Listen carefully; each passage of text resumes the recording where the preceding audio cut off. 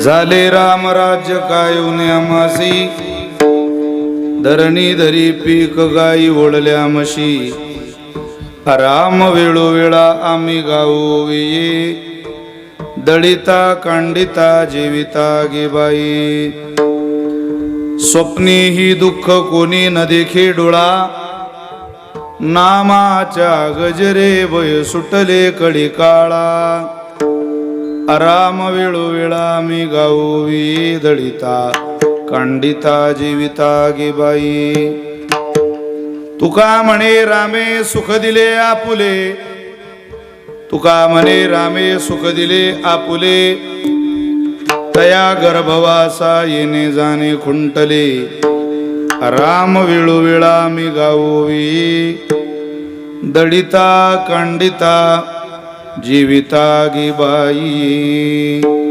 मुक्ताबाई नमो त्रिभुवन पावनी. मुक्ताबाई नमो त्रिभुवन पावनी. मुक्ताबाई नमो त्रिभुवन पावनी. मुक्ताबाई नमो त्रिभुवन पावनी. आद्यत्रय जननी देवाची, आद्यत्रय जननी देवाची. आद्यत्रय जननी देवाची. मुक्ताबाई नमो वन पावनी. मुक्ताबाई नमो त्रिभुवन पावनी.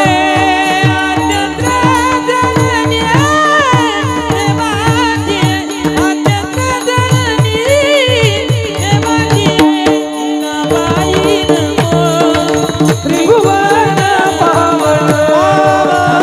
मुक्ताबाई नमो त्रिभुवन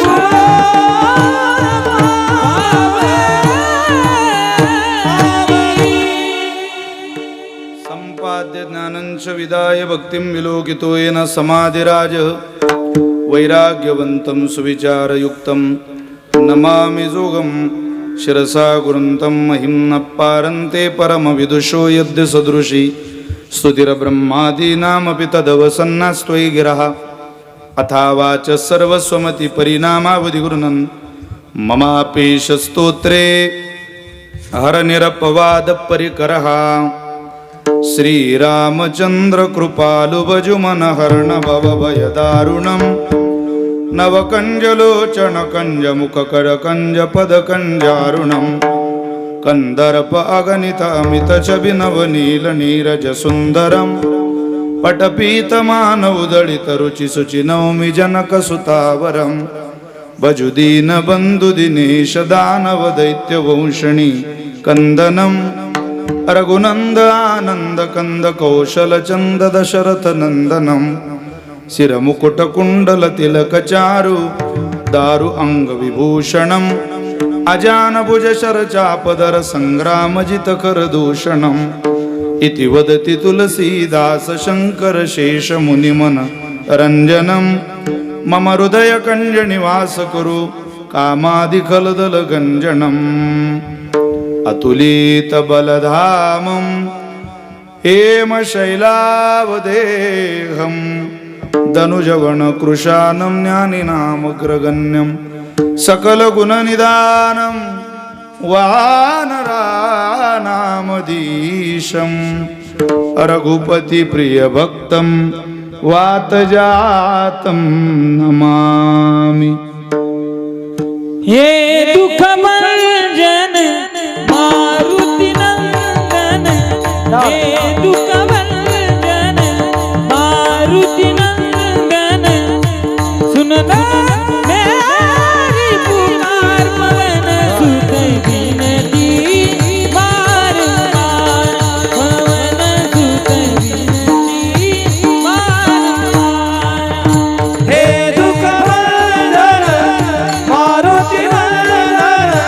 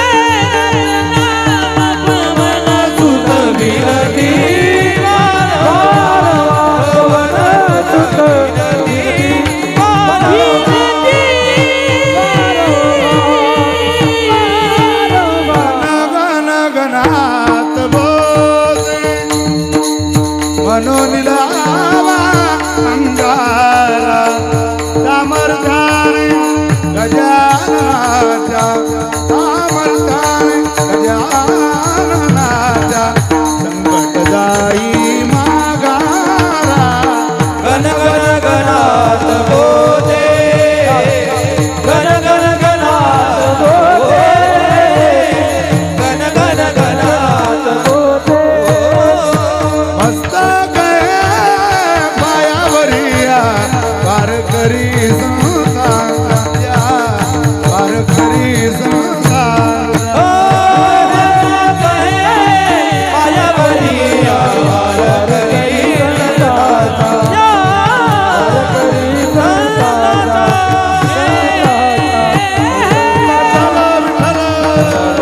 बोला पुंडली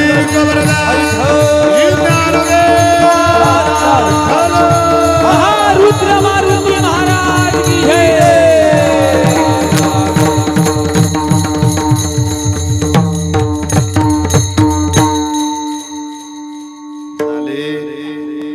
झाले रामराज्य काय उन्यामासी झाले रामराज्य काय उन्यामासी धरणी धरी पीक किंवा धरणी धरणी पिके गायी ओळल्या म्हशी राम वेळोवेळा आम्ही गाऊ ओवी दडिता कांडिता जीविता गे बाई. बसा खाली आता सगळी मंडळी. कीर्तन आहे का शांततेत. संप्राप्त कीर्तन रूपी सेवेकरिता निवडलेला अभंग संत श्रेष्ठ जगद्गुरु श्री तुकोबाराय श्री महाराजांचा अत्यंत गोड अत्यंत प्रसिद्ध असलेला 4 चरणाचा राम राज्यातला आनंद सांगणारा अभंग सेवेकरता निवडलाय. विठ्ठल विठ्ठल.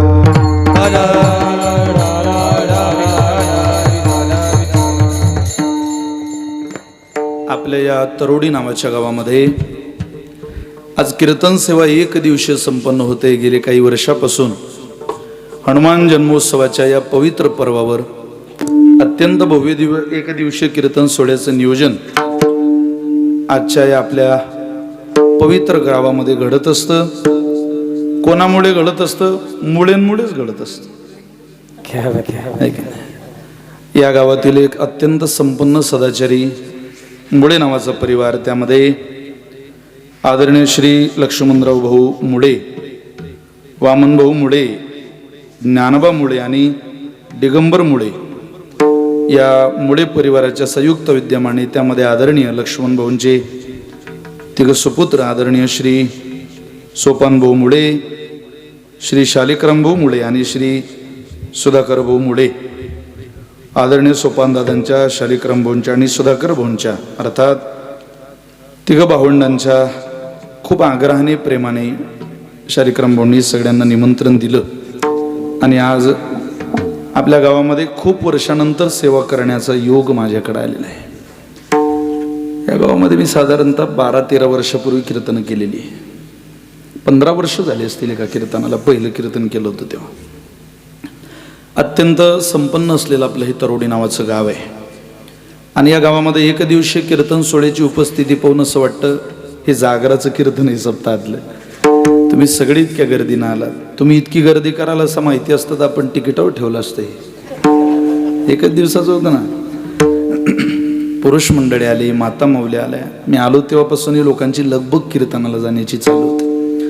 तसं हनुमान जयंतीला मी काही लांब कीर्तनाला जात नाही. का? कारण वर्षभर ज्याच्या कृपेनं आपण फिरतो, 1 दिवस ग्रामदेवती करता जन्माला आपण थांबलं पाहिजे. त्याच्या जन्मोत्सवाला आम्ही सकाळी आमच्या गावातला जन्मोत्सव अत्यंत आनंदाने साजरा करत असतो. 4 मंदिर आहेत हनुमंतरायाचे. त्यात एक ज्याला आपण म्हणतो की गावचा प्रमुख मारुती म्हणून, त्या प्रमुख मारुतीचं मंदिर पहिल्यांदा तिथं जन्मोत्सव साजरा होतो. नवनवीन आज आमच्या मारुतीरायाला अनेक भेटवस्तू दिल्या लोकांनी. हे काय जन्माला स्पर्धा होते, कोणाचा हार कसा, कोणाचा हार कसा, कोणी गदा काय आणतंय, कोणी चांदीचा दागिना काय आणतंय, कोणी. या सगळ्या गोष्टीची अत्यंत रेलचेल, खूप मोठा आनंद आजच्या हनुमान जन्मोत्सवाच्या निमित्तानं आपल्याला महाराष्ट्रभरात पाहायला मिळतो. पण माझे मित्र मैत्रीच्या दुनियेतला एक राजा माणूस, काय म्हणायचं, नितांत मैत्रीपूर्ण संबंध जोपासण्याकरता ज्यांचा उभ्या महाराष्ट्राला परिचय असे माझे मित्र आदरणीय सोपानजी महाराज सानप शास्त्री, आदरणीय सोपान महाराजांनी खूप आग्रह केला की आपण एक दिवशी कीर्तन सेवा आहे, तुमचा उत्सवाचं सगळा आवरा आणि संध्याकाळी एवढं कीर्तन करा. त्यांच्या आग्रहामुळं ही सेवा माझ्याकडे आलेली आहे. मी आदरणीय सोपान महाराजांनी धन्यवाद देतो. महाराष्ट्रातलं भजन वैभव कीर्तनाला उपस्थित आहे. मृदंग साथीला महाराष्ट्रातलं एक मृदंग विश्व मृदंग अलंकार श्रद्धेय चंदू महाराज पांचाळ कीर्तनाला आज आळंदीवरून आपल्या कार्यक्रमाला उपस्थित आहेत. मी महाराजांना धन्यवाद देतो, त्यांना वंदन करतो. महाराजांसमवेत माझा लहान बंधू आदरणीय माऊली आहेत, माऊलींनाही मनापासून वंदन करतो. गोड ज्यांनी कीर्तनाची आरंभी चाल गेली असे संगीत अलंकार भजन सम्राट श्रद्धेय संतोषजी महाराज वाघ, उभ्या महाराष्ट्राला ज्यांचा भजन क्षेत्रातला परिचय लहान मुलापासून तर वृद्धापर्यंत ज्यांचं नाव घेतलं की ते गाणं प्रत्येकाला आवडतं अशी सगळ्यांची लाडकी असलेले आदरणीय संगीत अलंकार कैलासजी महाराज पवार कार्यक्रमाला उपस्थित आहेत. आपल्या परिसरातलं एक अद्वितीय भजनातलं रत्न माझे मित्र वारकरी शिक्षण संस्था कशी चालवावी याचं एक उत्तम चांगलं उदाहरण या परिसरामध्ये त्यांनी त्यांच्या संस्थेच्या कार्यातून उपासकांच्या साधनेच्या आणि मुलांच्या तयारीच्या माध्यमातून दाखवून दिलं. असे माझे बंधू आदरणीय गणेश महाराज जटाळे, या सगळ्या गायक वादक गुणीजन महाराज मंडळींच्या संस्थेतल्या गुरुकुलातल्या सगळ्या विद्यार्थी बांधवांच्या चरणी मी मनापासून वंदन करतो. भरपूर गावची मंडळी केनवडवरून आहेत, जे पंकज दादा आहे, मालेगाववरून सगळी मंडळी उपस्थित आहे, वाशिमवरून गजानन महाराज सेवाधारी मंडळ आहे, डॉक्टर साहेब आहे. या सगळ्यांप्रती करुणा प्रेम भावना समर्पित करून मिळालेल्या वेळेमध्ये काहीसा विचार या अभंगाचा आपणासमोर एका माऊली नावाच्या गोड सिस्टीमच्या द्वारा सांगण्याचा मांडण्याचा प्रयत्न करतो. विठ्ठल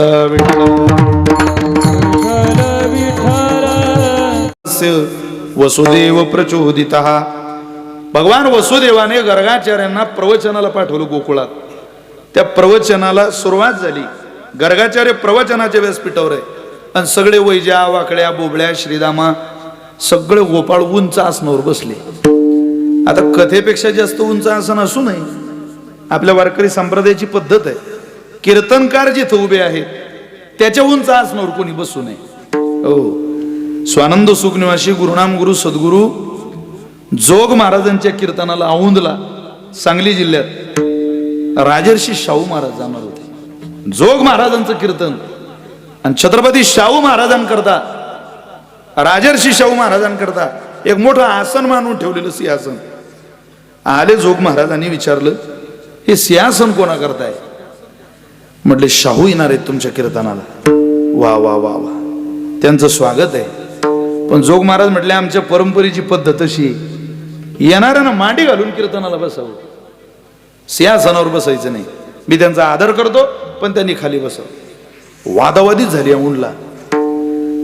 ते आयोजक म्हटले कीर्तन करावंच लागेल आणि आमच्या महाराजांना शाहू महाराजांना त्या गादीवर बसू. ते म्हटले काय करायचं तुम्ही करून घ्या कीर्तन, मी कीर्तन करणार नाही. सिंहासनावर जर ते बसणार असतील तर मी कीर्तन करणार नाही.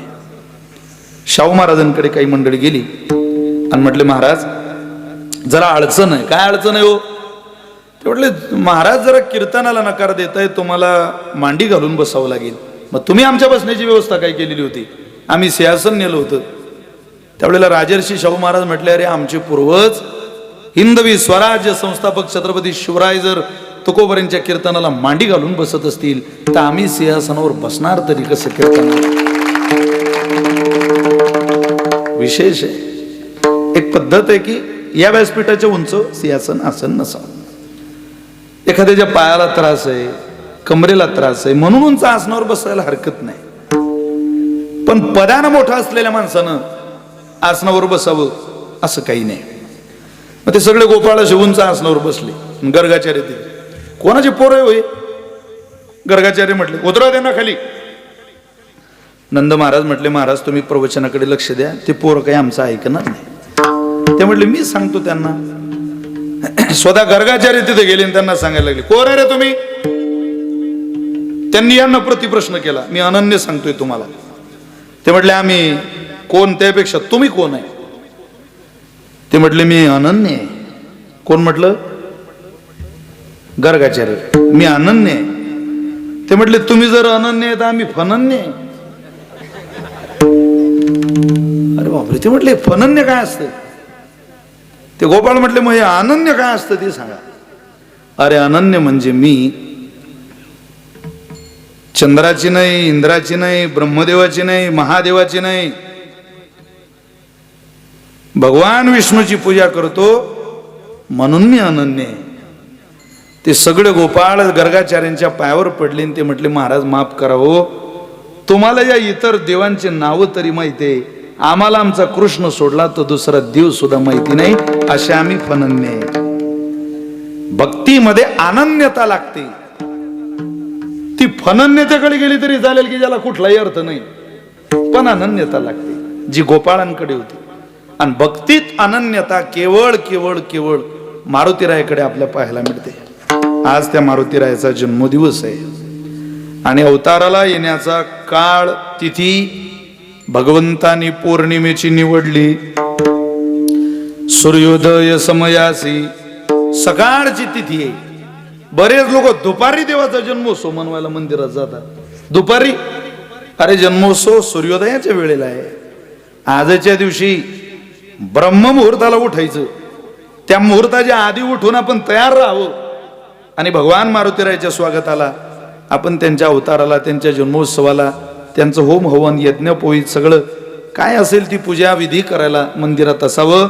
त्याचं कारण आहे महाराज, तुम्ही लाख रुपयाचं घड्याळ हातात घालत तरुडीकर, पण त्या घड्याळातले काटे फिरवणारी देवता हनुमंतराय एवढं ध्यानात ठेवा. मारुतीराय ही यशाची देवता आहे. आयुर्विद्या यशोबलम, 4 गोष्टी हनुमंतरायाकडे आपल्याला मिळतात. आपण तिथं गेलं पाहिजे आणि भगवंताला प्रार्थना केली पाहिजे. आज या तरुडीकरांचं खूप मोठं भाग्य आहे की आपण हनुमान जयंतीच्या दिवशी कीर्तनातही आहे आणि भगवान श्रीरामाच्या भजनातही आहे. मिळालेल्या वेळेमध्ये रामप्रभूचं वर्णन या अभंगात आलं नाही, पण राम राज्याचं वर्णन तोंड भरून तुकोबऱ्याने या अभंगात केलं. श्रीराम प्रभूचं वर्णन नाही, पण राम राज्यातला आनंद मात्र तुकोबऱ्याने या अभंगाच्या द्वारा सांगितलेला आहे. भगवंतानं राज्य कारभार चालवावा आणि प्रजेनं तो भोगावा, असं काही रामच अवतारात पाहायला मिळतं असं नाही. अवतार कोणताही असो, देवानं राज्य केलेलंच आहे. कृष्ण अवतारामध्ये परमात्म्यानं राज्य केलं. गड्यांनो राजा किरे झाला, कृष्ण सिंहासनी बैसला, किंवा विठोबाचे राज आम्हा नित्य दिवाळी, विष्णुदास नामा दिवे भावे गोवाळे, विठोबाचे राज आम्हा नित्य दिवाळी, विष्णुदास नामा दिवे भावे गोवाळे. विठोबाचे राज आम्हा नित्य दिवाळी,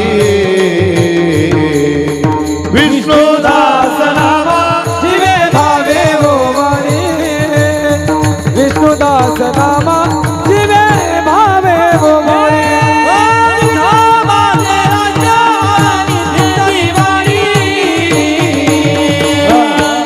विष्णुदास नामा दिवे भावे गोवाळे, विष्णुदास नामा दिवे भावे गोवाळे. विठोबाचे राज्य आम्हा नित्य दिवाळी. गड्यांनो राजा किरे झाला, झाले राम राज्य. हा राज्याचाच विचार आहे, पण भगवंताच्याच आहे. तुकोबाने रामरायाचं वर्णन केलं नाही, या अभंगात राम राज्याचं वर्णन केलं. पण का तुकोबर आहे, तुम्हाला त्या काळातलं फक्त रामराज्य दिसलं का? अहो या रामरायापेक्षाही मोठं राज्य होतं रावणाचं. सत्य नाही मोठं होतं, संख्य नाही मोठं होतं. किती मोठं? 80,000 तर बायका होत्या रावणाला. किती? 80,000. एक विधानसभेचा आमदार निवडून 80,000 मतदानात, म्हणजे फक्त बायकांच्या मतदानावरही तो आता असता तो आमदार झाला असता. इतकी संख्या होती. घरात 1.25 लाख नातू होते रावणाला. या संख्या पटणार नाही आता. 1.25 लाख. बंधू वर्ग जाना कुंभकर्ण, कुंभकर्णासारखे भाऊ. अरे जागृतीत राहून चालून कार्य करून कोणी इतिहास करेल, पण रावणाचा भाऊ इतका बलाढ्य होता की झोपण्यानं इतिहास झाला. आता जे माणसं झोपले ते संपले, पण रावणाच्या भावाचा इतिहास झोपण्याचा आहे. काय ताकद असेल हो त्याची. बंधू वर्ग जाना कुंभकर्ण, पण रावणाच्या राज्याचं वर्णन कुठं सापडत नाही. सापडलं तर पंक्ती सापडतं. रावणा रावणा राज्य गंभीर केले. तो म्हणणारा जितकं गंभीर वातावरण करतो तिथं की तो श्लोकही म्हणायची गरज राहत नाही. त्यानं राज्य म्हटलं की असं वाटतं याच्या तोंडात काय लाडू फेकून आणा आता की राव दे ना गाड्या. गैया कटे मधी राबडे सीने नोटो का जोर है व्यभिचार तो खुला चले यहाँ घर घर में घुसखोर है. गुंडा ही मर्द कहलाएगा साधु पे पत्थर गालिया. वारे वा राज करने वाले तूने तो रावण को भी शर्मा दिया.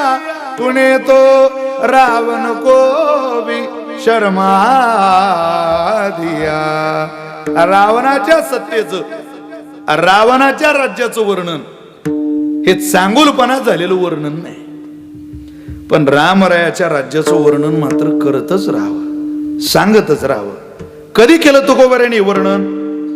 वनवासातून परमात्मा घरी आले आणि तेव्हा जो राज्यकारभार सुरू झाला त्या राज्यकारभाराचं केलेलं तुकोबाराने हे वर्णन आहे. सज्जन हो, कोणत्याही राज्याचं वर्णन करता येत नाही. राज्यामध्ये निदान काही गोष्टी मुबलक असाव्या लागतात. काय असावं लागतं?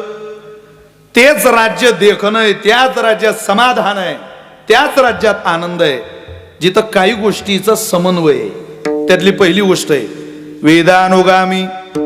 ऐका तरुडीकर, वेद बोधित जीवन जगणारी माणसं सत्तेत असली पाहिजे, गावात असली पाहिजे. गावामध्ये चांगुलपणा जोपासायचा असेल तर ते गाव वेदानं आचरण असलं पाहिजे. वेद काय आहे, श्रुती माऊली काय आहे?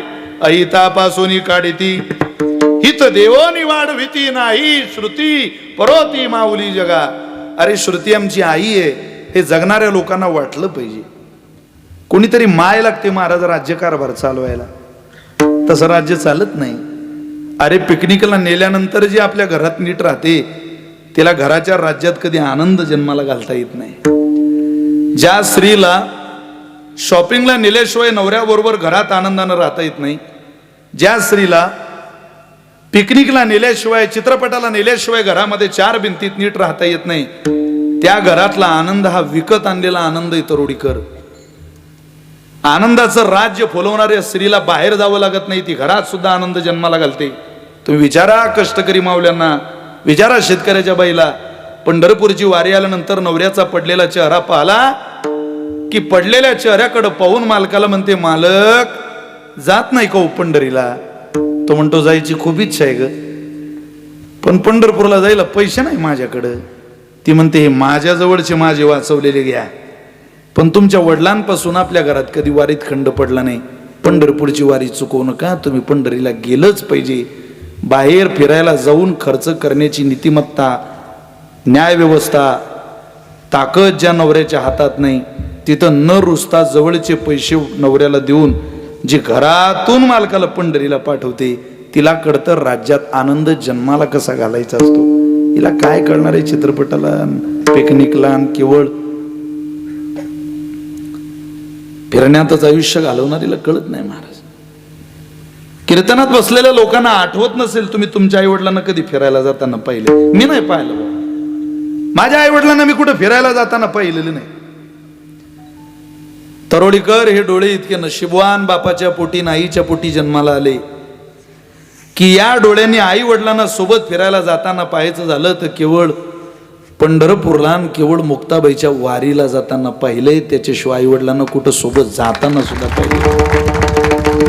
इतके नशीबवान डोळे आपले सगळ्यांचे. आपण शेतकऱ्याची पोरं आहे महाराज.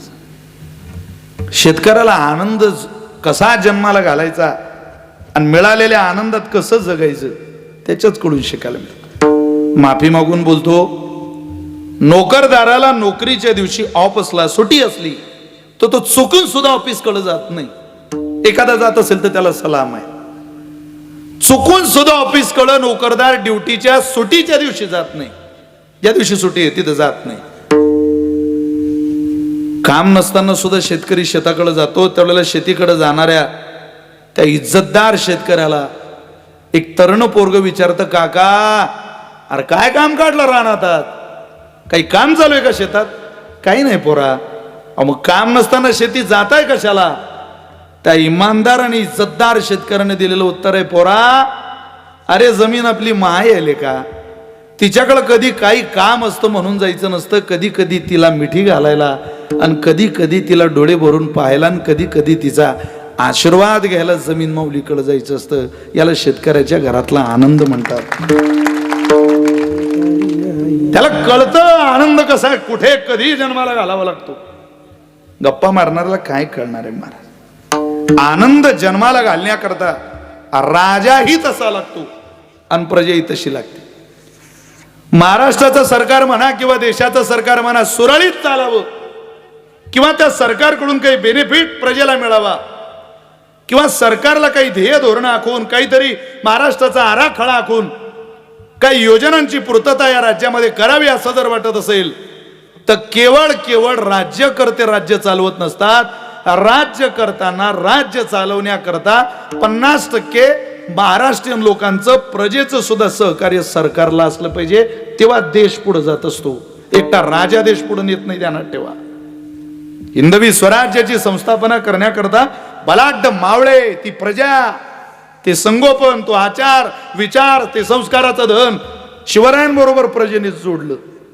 त्यामुळे स्वराज्याची संकल्पना उदयाला आली, सहज गळत नाही.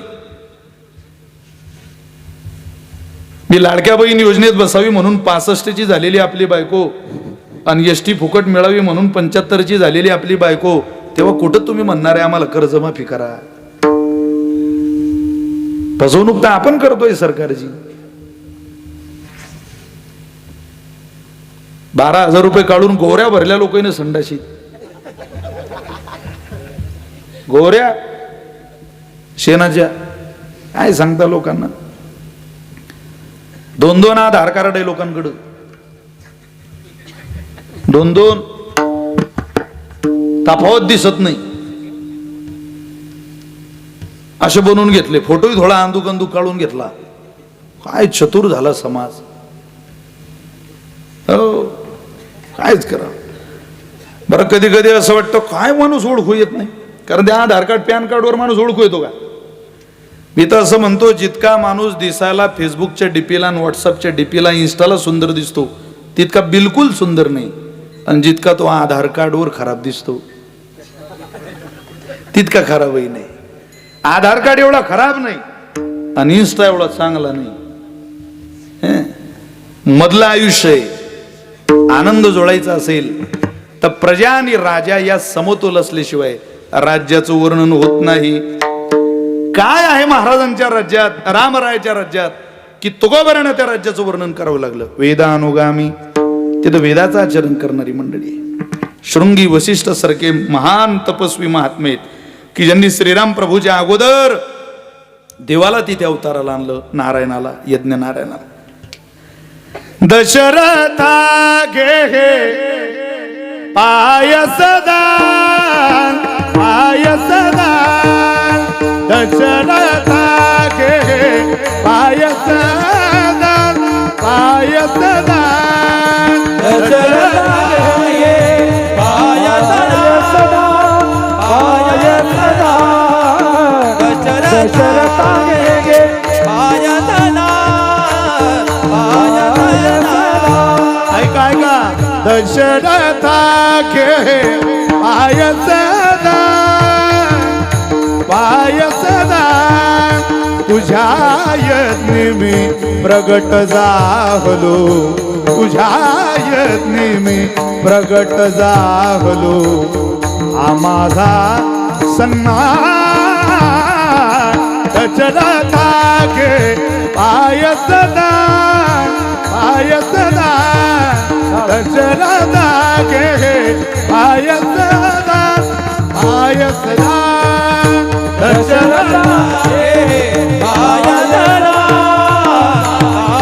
पायसदान, दशरथा घे पायसदान, पायसदान. अरे गे बाबा, आवाज दिला राजाला. नारायण तिथं प्रगट करतात. भगवान परमात्मा अवताराला यायच्या अगोदर कोणी प्रगट केला? वेदानुगामी महात्म्यांनी. शृंगी ऋषी वशिष्ठ बोलावा, पुत्र काम शुभ यज्ञ करावा. धर्म धुरंधर गुणनिधी नामी, हृदयी भगती मन शारंग पाणी. कुठं केला यज्ञ? हे अवधपुरी रघुकुल मणिराव.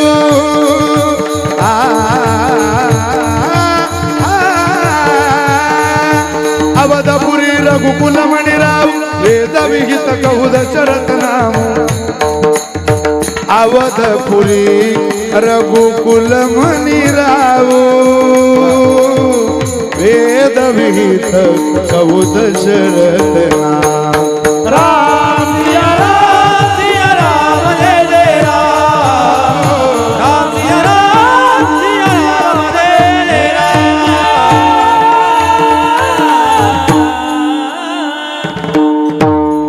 शृंगींना वशिष्ठांच्या माध्यमातून पुत्र कामेष्टी नावाचा यज्ञ ज्या नगरी संपन्न झाला. इतके वेदाचं आचरण करणारे आणि वेदाचं पठन करणारे महात्मे राम राज्यात राहत होते. वेदानुगामी. ऐका ऐका, सच्शील हा शिलवान माणसं राम राज्यात होते. ऐका, हे निमित्ताच्याच कीर्तनानं सांगता येतं.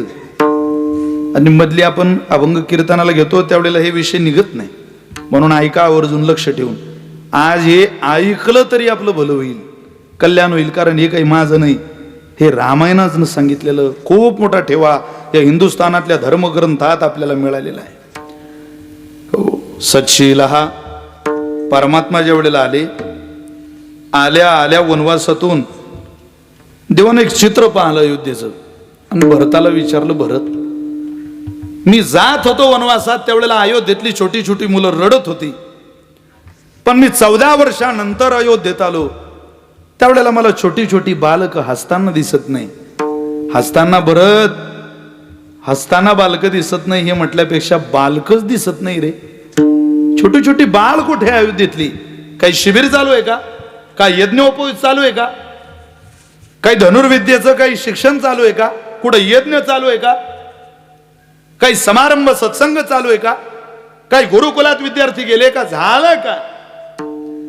राजा भरतानं पुढे यावं आणि खाली मान घालून मोठ्या भावाला उत्तर द्यावं, प्रभू, तुम्ही जेव्हापासून रघुकुलातून अयोध्येतून वनात गेले तेव्हापासून या शिलवान अयोध्येने शरयू मातेच्या पाण्याने संकल्प सोडला की माझा राम राया जोपर्यंत 14 वर्षांनंतर अयोध्येत येत नाही तोपर्यंत कोणीच आपल्या घरात बालक जन्माला घालायचं नाही. ब्रह्मचर्य व्रताचं पालन करायचं.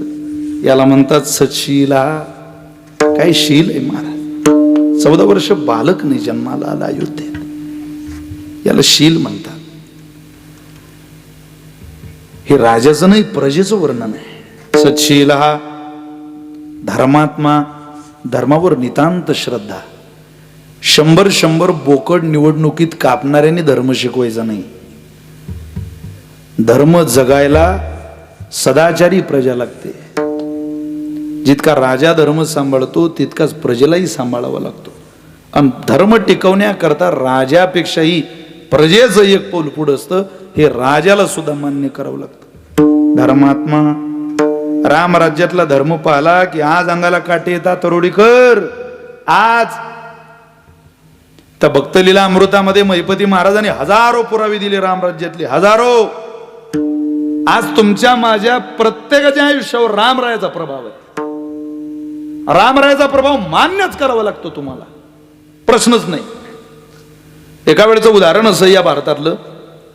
पूर्वी आता कीर्तनी परंपरा आपल्या राज्यात खूप मोठी, तशी रामलीलेची पद्धत खूप मोठी या देशात आणि ती उत्तर भारतात जास्त आहे. रामलीला केली जाते. आजही मध्य प्रदेशमध्ये सुंदरकांड. आज माझी मावशी आली होती. माझी मावशी लहानी मावशी इंदोरला असते. प्रचंड निष्ठा आहे त्यांची. ते आजच जायची म्हण मला.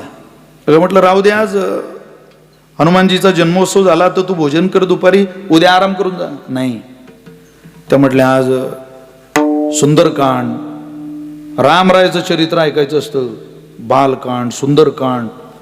काय रामायण ऐकतो महाराज मध्य प्रदेशात लोक. मला प्रश्न पडला, आपल्या राज्यात काय ऐकत नसतील व आपल्या घराघरात महाभारत चालू आहे, लोक काय रामायणाच्या नादी लागतील, याला नादी लागतील लोक. एका पोरीला पाहुणे पाहायला आले आणि तिला विचारलं काय नाव, अमुक अमुक. कितवीला आहे, 12वी झाली आता. मामा कुठे असता, तरोडी. असं काय, चांगलं आहे. काही ग्रंथ वगैरे वाचले, पाहुणे पाय. हो, ते म्हणे भागवत वाचलं मी ना. असं काय, बरं बरं बरं. रामायण वाचलं म्हणे. महाभारत नाही नाही म्हणे, ते मुद्दाम मागे ठेवलं. म्हटलं तिकडे गेली की चालू करू.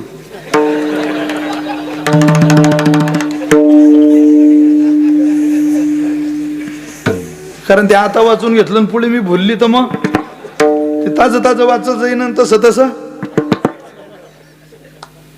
काय सांगावं, ग्रंथांचा प्रभाव, रामायणाचा प्रभाव काही लोकांवर चुकीचा आहे. 7 दिवस एक माणूस रामायणाला गेला, 7 दिवस कधीच न रामकथा ऐकणारा, 7 दिवस गेला. सगळे लोक म्हणत गडा कधीच येत नाही, हा कीर्तनाला दिसला नाही, रोज कथेला येऊन राहिला, पण ऐकू दे त्याला, ऐकू द्या. अरे भलं होईन त्याचं रामकथेनं. 7 दिवस रामायण ऐकलं त्यानं. आणि 7 दिवसाची रामकथा ऐकून चंदू महाराज 7व्या दिवशीची कथा झाल्यावर त्याला विचारलं, का रे भाऊ काय घेतलं रामायणातलं. तो म्हणे खूप मोठा संदेश घेतला मी, दुसऱ्याची बायको चोरून आणायची आणि मेलो तरी सोडायची नाही. म्हणजे कोणाचं घेतलंय ना, रावणाचं. तेच त्या कथेला जाणाऱ्या एका सज्जनाला विचारलं, तुम्ही रामायणातलं काय घेतलं. तो म्हटला, जो न्याय मार्गाने चालतो त्याला पशु पक्षी सुद्धा सहकार्य करतात, आणि जो कुमार्गाने जातो त्याला स्वतःचा सक्का भाऊ सोडून देतो. हे मी रामायणातलं स्वीकारलं.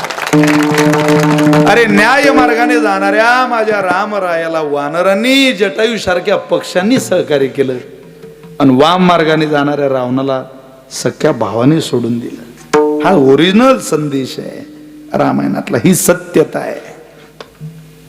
पण आपण घेत नाही. कसा प्रभाव आहे रामकथेचा बघा. रामलीला खूप सांगायच्या. एका ठिकाणी घडलेलं आहे बरं काही.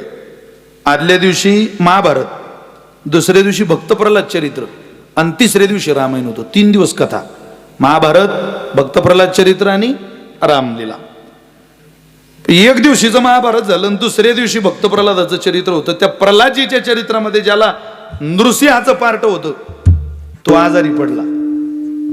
आता आजही आपले ओंकार महाराज जगताप येणार होते. आजारी माणूस पडला की व्यवस्था करावी लागते. त्यांना त्रास आहे, बरं नाही, आजारी. निदान कीर्तन घेणाऱ्यांनी मुळे परिवाराकडून या गोष्टी सुद्धा शिका. बाकीच्यांनी सुद्धा माझी हात जोडून विनंती, एखाद्याचा आजार पण समजून घेण्याची वृत्ती ठेवा. सगळेच माणसं सारखे नसतात या क्षेत्रातली. एका चष्म्यातून पाहत जाऊ नका. आजारी असलो तर मला एका बहादरानं, मी आजारी होतो, तो म्हणे तुम्ही तिथं या, फक्त तिथं येऊन करू काय. म्हटलं मी नाही. म्हणे आम्ही खूप मोठी तयारी केली. अरे म्हटलं आम्ही तयारीच केली ना यायची, पण तब्येती पुढं काय, आम्ही माणसंच आहे ना. गायक वादक कीर्तनकार पण माणूसच आहे. याचं भान तारीख घेणाऱ्यांनी ठेवलं पाहिजे. आणि त्याचं भान आपल्याला राहत नसेल तर तारखाच घेऊ नये, त्या भांडात पडू नये. त्याला लय मन मोठं लागतं महाराज, एखाद्याचा आजार पण समजून घ्यायला. आपली मानसिकता फार चुकीची झाली लोकांची. पण मुळे परिवाराला धन्यवाद आहे. ओंकार महाराज आजारी, लगेच चालू रुटीन कार्यक्रम सोडून आमच्या संतोष महाराजांनी एक दिवस भरून काढून दिला. इथं आले, संतोष महाराज आले, गणेश महाराज आले, कैलास महाराज आले, आहे की नाही. असं असतं. तो आजारी पडला, नृसिंह त्यांचा. म्हणजे म्हणून नृसिंह पाहिजे, पाहायला लागले गावात. त्या गावात एक राम उपासक होता, खूप श्रद्धा रामरायावर. ऐका ऐका तरुडीकर, प्रचंड श्रद्धा. त्याच्याकडे गेले आणि म्हटले, माऊली तुम्ही नृसिंह बना आमच्या आजच्या भक्त प्रल्हाद चरित्रात. तो म्हटला मी राम उपासक आहे, नृसिंह मला होता येणार नाही. नृसिंह काय राम काय वेगळे वेगळे का. तुम्ही व्हा, काही करायचं नाही, फक्त पळत जाण्याने हिरण्यकश्यपूला पकडायचंय, मांडीवर घ्यायचंय आणि फाळायचंय.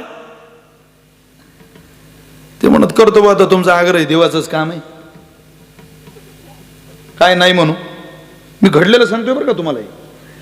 त्याने महाराज ते पार्ट दिलं ऋषियाचं, खांबावर लात मारली, ऋषी बाहेर निघाले त्या खांबातून आणि पळत जाणार हिरण्यकश्यपूला त्यांनी पकडला आणि दानकन मांडीवर घेतला उंबरठ्यात.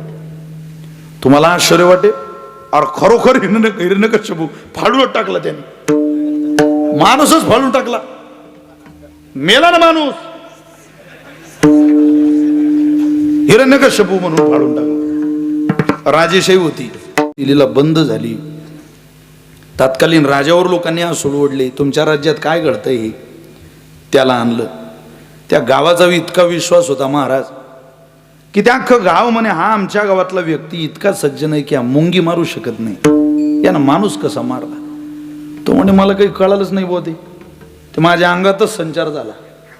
हो होता असं बऱ्याचदा संचार झाला. मग ते म्हटले आता तू माणूस मारल्यामुळं तुला मृत्यूदंड द्यावा लागेल आणि तुला मरावं लागेल, कारण एकाचा जीव गेला तुला संपावं लागेल. हात जोडली तो म्हटलं तुम्ही द्याल ती शिक्षा भोगेन, कदाचित माझं मरण अशाच निमित्त नसेल, पण फक्त उद्याची होणारी रामलीला मला पाहू द्या डोळ्यानं.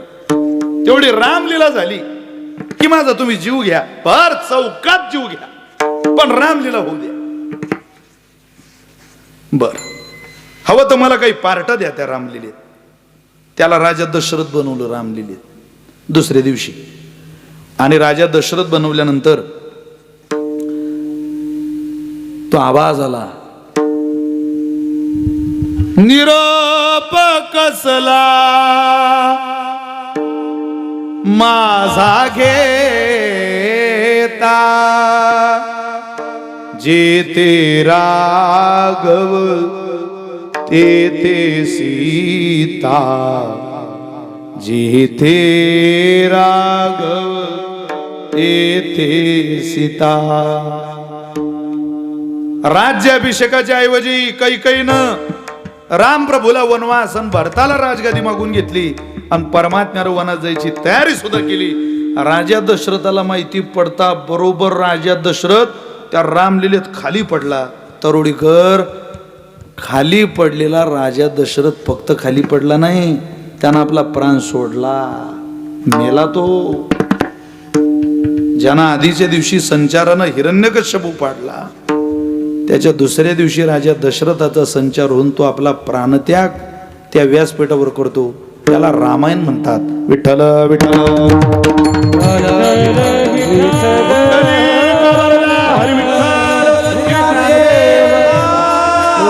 सियावर रामचंद्र भगवान जय जय श्रीराम.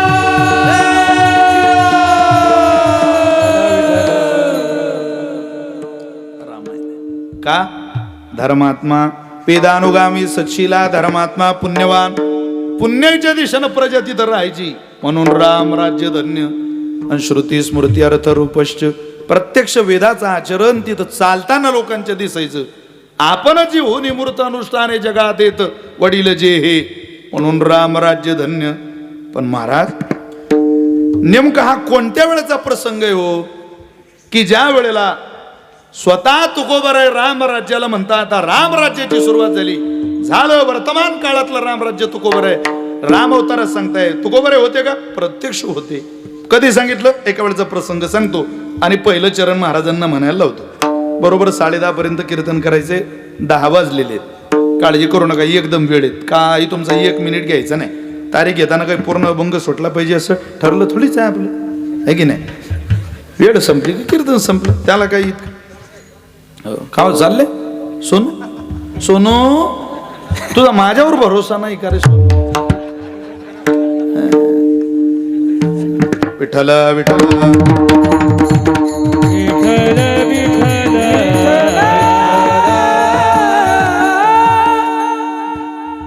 कीर्तनाला तुम्ही जर बारकाईनं पाहिलं तर तरुणांचं प्रमाण खूप चांगलं आहे महाराज, खूप तरुण कीर्तनाला आहे. विशाल महाराज खोलेंच्या आयुष्यातली ही श्रीमंती आहे की जिथं तरुण कीर्तनाला पाहतात. अरे तरुण पोरं आली पाहिजे, 30-40 वर्ष टिकणारी या संप्रदायाची प्रॉपर्टी आहे. आज मैं हूं कल नाही. कोण विशाल महाराज खोले? कीर्तन परंपरा बंद पडणार आहे का? अनेक कीर्तनकार येऊन गेले, अनेक येणार आहे, अनेक रुजू आहे. आपल्यामुळे याचं काही थांबत नाही. पण आपण होतो याचा इतिहास सांगायला 2, 4, 5 माणसांच्या आयुष्यात तरी बदल घडवणारी क्रांतिकारक पिढी आपण आपल्या नजरेत तयार करून ठेवा, जे आयुष्यभर माणसाला आनंद देत असते. आयुष्यभर तुम्ही कोणीही कोपऱ्यात जा, इथं कीर्तनाला असलेले अनेक चेहरे माझ्या असे लक्षात आहे की वाशिम, मालेगाव, हिंगोली पट्ट्यातली कोणतीच कीर्तन आहे. आता हा माझा एक तयारीचा श्रोत आहे. उभे लागता बघ शिंदे का बघा. या भागात या 100 किलोमीटरच्या एरियात मी या माणसाला कीर्तनाला पाहिलं नाही, असं कधीच घडलं नाही. बरं, मी काही त्यांचं नाव घेत नाही किंवा माझ्या त्यांचे नावही पाठ नाही, ते कुठले तेही मला अजून परफेक्ट सांगता येत नाही, त्यांच्या गावाचंही नाव माझ्या लक्षात नाही, पण कीर्तन हा माणूस सोडत नाही. काय आनंद आहे. अरे कोण येतो घरा आमुच्या कशाला, काय ज्याचा त्याला नाही धंदा. प्रत्येकाला प्रत्येकाचं काम आहे. कोण येतं, माणसं तिकडे चालले. देवा धर्मावरच मन कसं उठलं, नाच तमाशाला पळत सुटलं. कीर्तनासी गेला एकीकडे बैसला, कशाच ऐकन खुशाल झोपला. गडा घर घर वाजे याच कंबरड ताठलं. आवड नाही त्याला काय समजे. आमच्या त्या भुसावळ तालुक्यात सप्ताह चालू होता. पहिल्या दिवशीचं कीर्तन झालं आणि तेव्हा त्या पोराला माहित पडलं बा पहारा द्यावा लागतो. तो ते पोरं म्हणा 7 दिवस. हो बापा, 7 दिवस कोण दिन पहारा. मग ते म्हातारे माणसं म्हणत पहारा दिल्याशिवाय सप्ताह नाही रे होत फलित, पहारा देणंच पडीन. दिला भाऊ एका बुड्यानं विना आणून घे म्हणे हा विना. ते पोरं म्हणत हो बापा हे तर खराबच काम आहे, रातभर विना कसाच घ्यायचा आता रातभर. अरे म्हणे दिवसा ठीक आहे, बरं रात्री मॅच चालू आहे 11, 11:30 पर्यंत, तिथपर्यंत ठीक आहे, IPLचं चालू आहे तोपर्यंत. पण मॅच झाल्यावर विना कसा देता येईल सकाळी सकाळी. हायलाईटवर जमणार नाही. करता काय. पण ते पोरं हुशार होते. तिनं कीर्तन झाल्यावर एक पारमार्थिक म्हातारं पाहिलं. ते म्हणत आबा एवढे मोठे लोक आले आपल्या गावात आणि नुसता चहा पाणी बी करू देत नाही ते. अरे 10 मिनिटं विना घ्या तुम्ही. काय आम्हीच करा का सप्ताह बिन विना बी आम्हीच घ्या का 10 मिनिट. तो बुडा म्हणे गडा खरं आहे, हे बी हे पोरं करून तरी राहिले. आपल्या गावातले पोरं फार भाविक आहे, दुसऱ्या गावात नुसते बेभान पोरं सुटून राहिली व्यसनाच्या दिशेनं जाऊ द्या. घेऊ 10-15 मिनिट घेतला त्या मात्यानं. रामकृष्ण अरे आता विना पाहऱ्याचं असे पहिल्या 10-15 मिनिटात तर त्याचं भजन ऐकलं जात नाही, इतका मोठा आवाज असतो. रामकृष्ण हरी म्हणजे त्या वैष्णोदेवीला जाताना सारखं. वैष्णोदेवीला 2 किलोमीटर चढायला माणसं खालून जाताना जय माता दी, जय माता दी, जय माता दी, जय माता, जय माता दी. 4 किलोमीटर गेल्यावर तो वरचा येणारा याले म्हणते जय माता दी. हा म्हणते जाऊ दे आता. 4 किलोमीटर मध्ये इतका गारद होते की तो माता दी राहू द्या जय बी म्हणत नाही. फक्त हो तसं 10-15 मिनिट म्हाताऱ्याने एकदम भजन बिजन. पण तो बुडा म्हणे गड्या एक एक पोरग कमी होऊन राहिलं मंडपातलं. पोरं चालले का घरी. 15 मिनिटानं पोरगच नाही मंडपात, एकटाच तो बुडा. बरं पारमार्थिक होता तो, विना ठेवू शकत नव्हता. असा आधार कच्चा असतात त्यानं दिलं. तर आमच्या भागात एकानं पारा देता देता मंडपात कुत्रा आलं, त्यानं विना फेकून मारला कुत्र्याला. तो म्हणे मग हाती काहीच नव्हतं, मग विना. काय भल्या माणसा तुले बुद्धी. लोक काय कठीण आहे मारा. एक बी आला नाही मंडपात. सारी रात चालली. घड्याळ पोपो हैराण. खराच काय करा. बरं येणं लगविले जाऊ दिलं नाही. पोट फुगलेलं. उन्हाळ्याच्या दिवसात कठीण असतं ना महाराज ते. काकड्यावाले आले 4ला. ते बुड्याला वाटलं आलं गड्या कोणतरी हे पा 10-1 मिनिट देऊ रे बापा यायच्या जो आता. भाऊ ते म्हणत भाऊ नाही दादा नाही, आमचं काम फक्त काकळा उठा अरुणोदय. ते तुम्ही आयोजक पान तुम्ही पहा. एक तरुणीतला माणूस म्हणे आपलं कीर्तनाला जाणं होत नाही, कथेला जाणं होत नाही, निदान दर्शन तर घेऊन जाऊ हनुमंताचं. तो दर्शनाला आला. त्याची मीटिंग होती हिंगोलीला आणि यानं त्याला पाहिलं. अरे म्हणे बापा आले हो साहेब, आले हो साहेब, ओ साहेब 5 मिनिट विना घ्यायला लागते तुम्हाला. आता तुम्हाला नाही म्हणूनही घ्यायला लागते. आणि हो म्हणूनही घ्यायला लागते. तुम्ही जर विना घेत नाही तर मी मरतो आता, कारण सारी रात माझ्याच गळ्यात विना. तो म्हणे माझ्या बाप बी इकडे येईल नाही, हे कसं वाजवत आम्हाला माहित नाही. तो खानदानी दुर्जन होता. काही काही लोक वडिलोपार्जित दुर्जन आहे, म्हणजे परंपरेनं दुर्जन आहे. काय सांगता, लोकांची गतच अशी. तो म्हणे भाऊ 10 मिनिट घ्या. तो म्हणे मीटिंग काहीच होत नाही तुमचे बा, मीटिंगही जाऊ देत नाही मी, गाडी जाऊ देत नाही, तुम्ही फक्त 10 मिनिट घ्या. दिला विना 10 मिनिट. तो म्हणे याचं ते वाजवायचं द्या ना. अरे म्हणे ते काय गिटार आहे का भल्या माणसा? अरे विना आहे तो आपला नारदाचा विना, त्याला काही माहीतच नाही. दिला वगळ्यात. हा बुडा घरी, त्याची गाडी गेली आणि मिटिंगही झाली. असा संतापला. आता बिंडो हा विना घेऊन त्या म्हाताऱ्याच्या घरी गेला. तू फक्त बाहेर निघ, तू खाली म्हणे माझ्या गळ्यात घातलेले काय, वाजवता येत नाही काही नाही, माझी गाडी गेली, मीटिंग झाली, विना वाजवा. अरे ज्याला यातलं काहीच कळत नाही त्याला काय आदर आहे, प्रेम आहे. या टाळाबद्दलचा आदर या पोरांना विचारा. कीर्तनात काही ठिकाणी माणसं फोटो काढायला येतात, त्या टाळावर पाय देऊन येतात, इतके मूर्ख लोक. अरे काय टाळाला पाय? वारकऱ्याची सगळ्यात श्रीमंत, जगातली सगळ्यात महाग वस्तू म्हणजे टाळ आहे, जी भजन करायला शिकवते माणसाला. पखवाजाला लात पाय लागून जातो तरी पखवाजवादकाकडे पाहत नाही माणसं. अरे आत्मा येतो तो मृदंगाचा विठ्ठल विठ्ठल ध्वनी तयार व्हायला एका प्राण्यानं मरून चाट दिली, पुडी दिली, एका प्राण्यानं मरून धुमाचं पान दिलं, कोणी वादी दिली, आणि एका झाडानं आपल्या पोटाचं खोड दिलं हो विठ्ठल विठ्ठल ध्वनी ऐकायला. साधी गोष्ट आहे? किती महान वस्तू आहे. हे लावल्याशिवाय, म्हणून तर तुकोबारांनी म्हटलंय, लावणी मृदंग श्रुती टाळ घोष, लावणी मृदंग श्रुती टाळ घोष, लावणी मृदंग श्रुती टाळ घोष, लावणी मृदंग श्रुती टाळ घोष, लावणी मृदंग श्रुती टाळ घोष, लावणी मृदंग श्रुती टाळ घोष, लावणी मृदंग श्रुती टाळ घोष, लावणी मृदंग श्रुती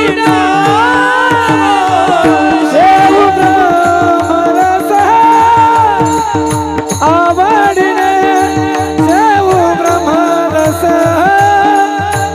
आवडीने देव ब्रह्मरस, आवडीने देव ब्रह्मरस,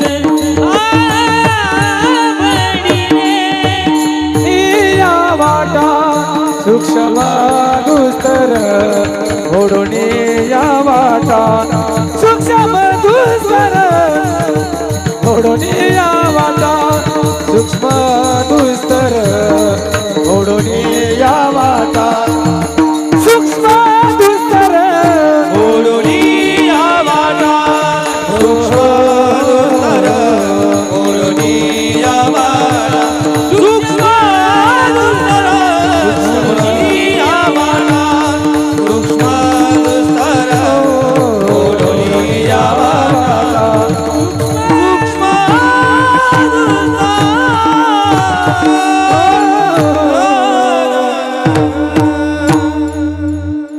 लावणी मृदंग श्रुती, मग टाळ घोष, मग भजन करायचं.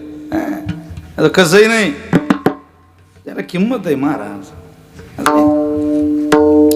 म्हणून इथं तरुणांचा भरणं खूप आहे ना, आवडी असलेला तरुण आहे जो आजच्या कीर्तनाला बसलेला आहे.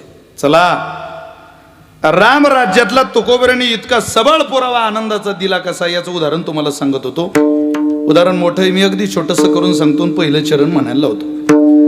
परमात्मा वनवासातून घरी आले, कौसल्या माता भगवंताला ओवाळायला दारावर आल्या 14 वर्षानंतर. आता आपल्या दारात कोणी आलं, पाहुणा आला की आपण काय घालतो, मुखात गोड घास काहीतरी खाऊ. कौसल्या मातेने भगवान श्रीरामाला गोड घास मुखात घातला, औक्षण केलं, पदरानं डोळे पुसले. 14 वर्ष माझी सून, माझा मुलगा, माझा लखन हे बाहेर होते. आनंदाचा पूर आलेला होता अयोध्येत. एक आगळं वेगळं सगळं. अयोध्या ही मुळात आनंदाचीच नगरी आहे महाराज. राम मंदिर झाल्यानंतर कोणी अयोध्येला गेलं का हो? तुमच्यातलं तुम्ही गेले?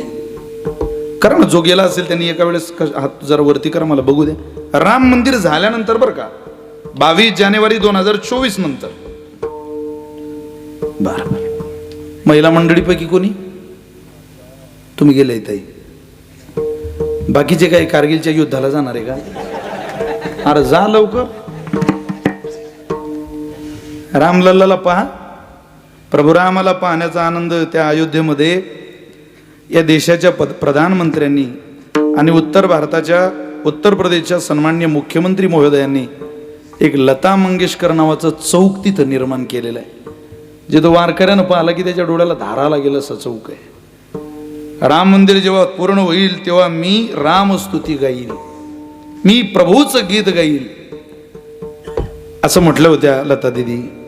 पण दुर्दैव तुमचं माझं, लता दिदी राम मंदिराच्या स्थापनेला नव्हत्या, त्या लवकर गेल्या, काळानं त्यांच्यावर घाला घातला. पण त्यांची आठवण म्हणून तिथं लता मंगेशकर नावाचं चौक उभा केलेला आहे. केवळ समाधान आहे अयोध्येत. देशातली 7,000 लोक राम मंदिराच्या स्थापनेला गेली होती. अयोध्या मंदिर श्रीराम मंदिर ट्रस्ट कडून 7,000 लोकांना निमंत्रण मिळालं होतं. सुदैवानं माझ्यासारख्या गरीब कुटुंबातल्या पोराला, सामान्य कुटुंबातल्या मुलाला सुद्धा अयोध्येचं निमंत्रण होतं. मी गेलो होतो अयोध्येला. मला आजही आठवतं, जी खुर्ची अमिताभ बच्चनला बसायला होती तीच विशाल महाराज खोली नव्हती. माझ्या पुढे रवींद्र जडेजा क्रिकेटर आहे ना, तो आणि त्याची मिसेस, 2 जण दर्शनाला होते आणि मी त्यांच्या मागं होतो. हो, पण आजूबाजूला सुद्धा पाहायचा नाही माणूस. समोर रवींद्र, अरे म्हटलं रवींद्र परत भेटेल कधी? हा रामलल्ला 500 वर्षानं भेटलाय आपल्याला या अयोध्येत पाहायला, याला डोळे भरून पाहून घेऊ. अजिबात लक्ष इकडं तिकडं जात नव्हतं. आणि तिथं फक्त म्हणावं वाटत होतं, विसरू नको श्रीरामाला, विसरू नको श्रीरामाला, मी तुझ्या पाऊली जीव वाहिला, विसरू नको श्रीरामाला, विसरू नको. अरे देवा, विसरू नको बाबा, तू आमच्याकडे बघावं. ध्यान गरे रामाचे, ध्यान लागले रामाचे, ध्यान लागले रामाचे, ध्यान लागले रामाचे,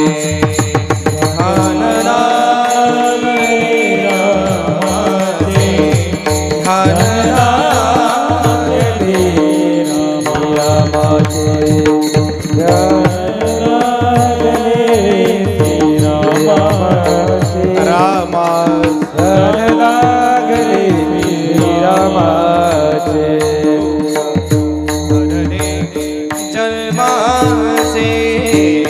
दुःख हरणे,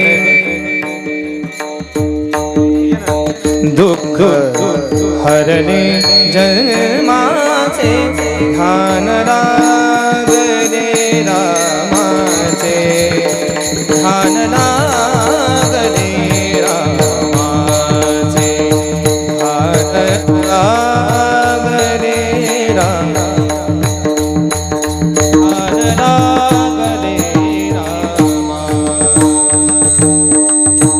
पदांबुजा भरी राम, पदांबुजा भरी वृत्ती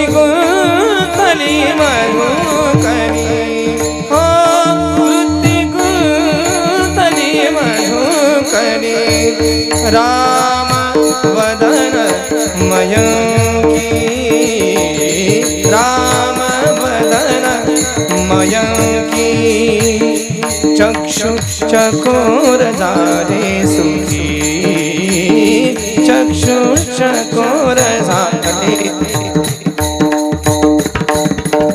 हरले जन्माचे दुःख हरले जन्माचे ध्यान लागले रामाचे ध्यान लागले रामाचे ध्यान लागले रामाचे ध्यान लागले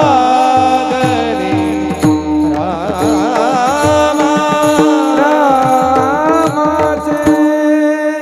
क्या बात आहे, वा. ध्यान लागले भगवंताला पाहिलं की ध्यान लागतं, पाहत राहावं. है की नाही? जसं कौशल्या मातेने मुखात घास घातला, पाहत राहिली. दुसरा घास हातात आहे, भगवंताला म्हणतात खा ना रामा. अरे मला दुसरा घास घालायचा आहे. जवळच लखनजी उभे होते. तेवढ्यात लखनजी म्हटले, मा अगं असेच बोरं खाऊ घातले होते आम्हाला शबरीने वनात. शबरीची आठवण लखनजीने भगवंताला काढून दिली आणि ती आठवण काही देवाच्या मनातून जाईना. घासच पोटात जात नव्हता. तरोडीकर तो घास पोटात जावा या करता आणि मनातून शबरी जावी या करता देवाच्या सासऱ्यानं पंगत ठेवली मिथिलेत जनकराजानं आणि पहिलं निमंत्रण दिलं जावायला. सासरवाडीत पंगत म्हटल्यावर पहिलं निमंत्रण भगवंताला. भगवंताने निमंत्रणाचा स्वीकार केला, जायलाही लागले. 4 भाऊ निघत असताना, जानकी मैया निघत असताना सगळे वानर सेना देवाजवळ आली. प्रभू आम्ही येणार तुमच्या सोबत. भगवान म्हटले, अरे नेला असतं तुम्हाला, पण सासरवाडीत माणसाने निवांत थांबणारा प्राणी नेला पाहिजे. आपण आपल्या सासरवाडीला आपल्या मित्राला न्यावं, सासरीच्या घरात बसून आपल्या मित्रांना आपल्याला म्हणावं, सुरेश अरे त्या रामभाऊचे 1 लाख रुपये देऊन टाक ना, तर किती दिवस ठेवून राहिला तू. म्हणजे इज्जतीचं दिवाळ आहे की नाही. असे बेअक्कल माणसं सासरवाडीत नेऊ नये. काय करता, आपली जी इज्जत काढता तिथे, पैसे तिथं काही काढायची गरज आहे का. भगवान म्हटले, तुम्ही काही निवांत थांबणार नाही, तुम्ही इथंच थांबा. नाही नाही प्रभू, लय दिवसानं चांगला योग आहे जेवणाचा, आम्ही तुमच्या सोबत येणार. खूपच हट्टाला पेटले. तेवढ्याला परमात्मा म्हटले, मी तुम्हाला नेतो पण एका अटीवर. काय. तिथं गेल्यानंतर पंगत बसली, गेल्यापासून अंगदाकडे पाहायचं. जसं जसं अंगद चालेल, जसं अंगद बोलेल, जसं अंगद वागेल, जसं जसं अंगद करेल तसं तुम्ही करायचं. कबूल. तर म्हटले हो का, मान्य आम्हाला. गेले मिथिलेत पोहोचले. राजे लोकांची पंगत वेगळी आणि वानर सेनेची पंगत वेगळी बसली. त्या वानर सेनेच्या पंक्तीला पानं वाढली केळीचे. जसे केळीचे पानं वाढली तसेच खाऊन टाकले यांनी. भगवंत म्हटले, अरे यांना बहुतेक याचे पदार्थ आहेत बा वाढणार, याच्या लक्षात आलं नाही यांच्या. परमात्म्याने सांगितलं त्यांना, सांगा जरा की त्याच्यावर पदार्थ आहे. भगवान तस्मित भगवान हसत होते. मारुतीरायाकडे पाहिजे ना असायचे, हनुमंतरायाकडे पाहिजे ना असायचे. हनुमंतरायाने आपला गदा घेतला आणि त्या पंक्तीत गेले, आवरा जरा तुमच्या भावना, त्याच्यावर पदार्थ आहे. लग्न लागायला गेल्यावर एखादा माणूस फिरतो की नाही की जरा आपली घालू नका इथं, आहे की नाही. झालं ते झालं. आता वरातीत मिरवणूक संपली, आता जेवण नीट असं सांगावं लागतं गावच्या प्रमुखाला. मारुतीराय तिथं सांगायचे, गब्बस आहे एकदम निवांत. पदार्थ वाढले, आंबट खारट तुरट सगळेच पदार्थ जेवणात होते. त्यात बोराचं लोणचं होतं. हे सगळंच खाल्लं पाहिजे माणसानं. आंबट खारट तुरट. या दिवसाची कैरी खाल्ली पाहिजे, कैरीचं पनं खाल्लं पाहिजे, पिलं पाहिजे, आहे की नाही. आता काही लोक खातच नाही बघ, काही तरुण पोरं खात नाही, मुलींना आवडत नाही. आता प्रत्येकाच्या शेतात आंबे आपले, तिथं आंब्याखाली नेऊन आपल्या पोराला चांगला झालेला आंबा कैरी बरं का चिरून खाऊ घालायची. इतका तयार करायचा कैरी खायला की त्यानं आयुष्यात किती कैऱ्या खाल्ल्या तर त्याचा गळा जाता कामा नये. एकदम किर्लोस्करच गळा तयार करायचा. कारण आपल्याकडे आता काही सहन करत नाही. तो आता दाबला कोणी तेव्हा सहन करेल काय बुवा, नाही तर काही तो काही बाकी सहन करत नाही. शेवट चला, जेवणाचे नियम कीर्तनात मी कधी सांगत नाही आणि सांगू नये.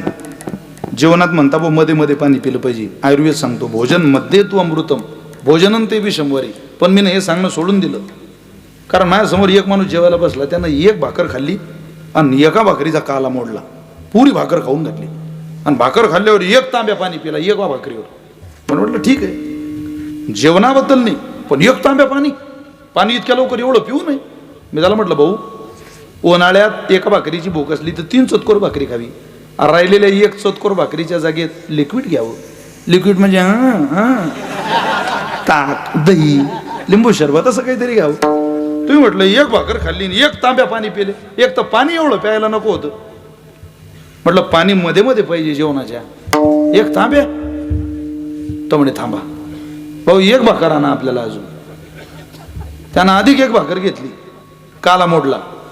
तो म्हणे महाराज एक भाकर खाल्ली आणि एक भाकर उरे. कसा घातला तांब्या अंदर.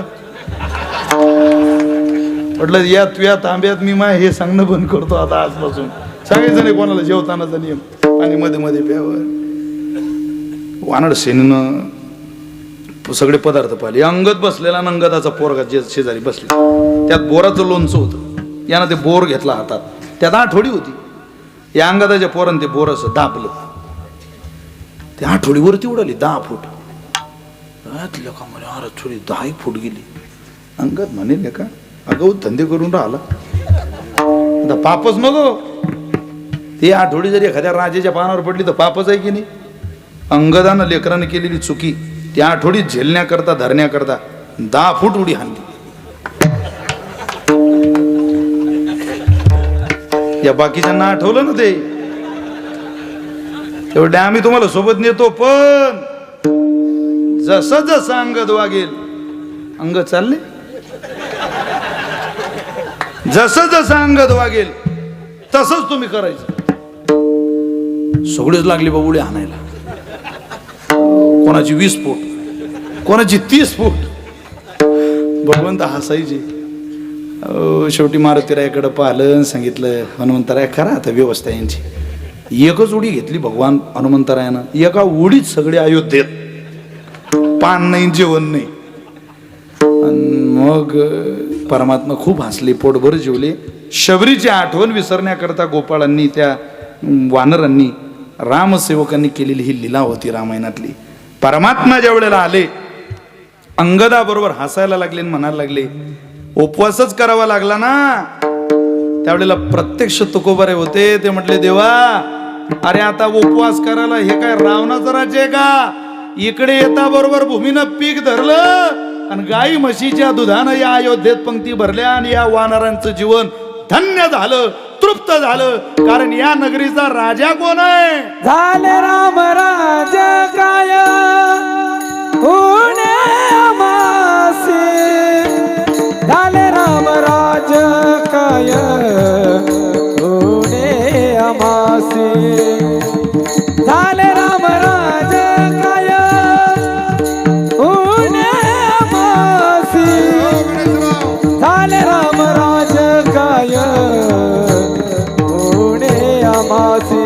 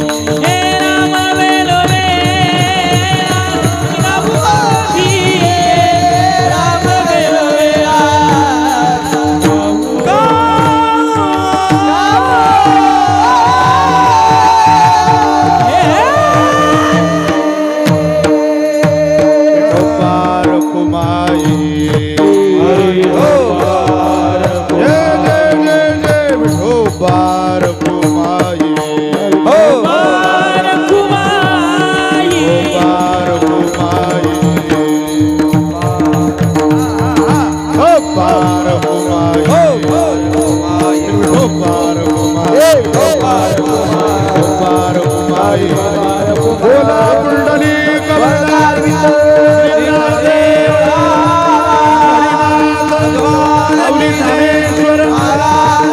आदि शक्ती मुक्ताबाई जगद्गुरु तुकाराम सद्गुरु जोग महाराज बाबा भक्त श्री हनुमानजी महाराज विठ्ठल